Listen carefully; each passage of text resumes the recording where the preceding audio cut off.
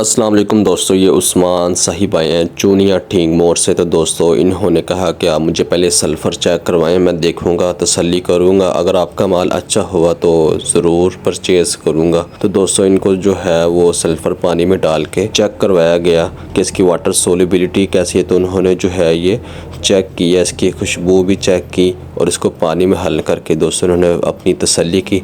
जब इनकी तसल्ली हो गई दोस्तों फिर इन्होंने ये हमसे जो है ये माल परचेज़ किया। इसके साथ दोस्तों इन्होंने मैग्नीशियम सल्फेट प्लस जिब्रालिक एसिड के बैग भी दोस्तों इन्होंने लिए हैं और अमाइनो एसिड के बैग भी लिए हैं और जो है इसके साथ NPK 5, 15, 45 भी जो है इन्होंने परचेज़ की अपनी गंदम की फसल के लिए।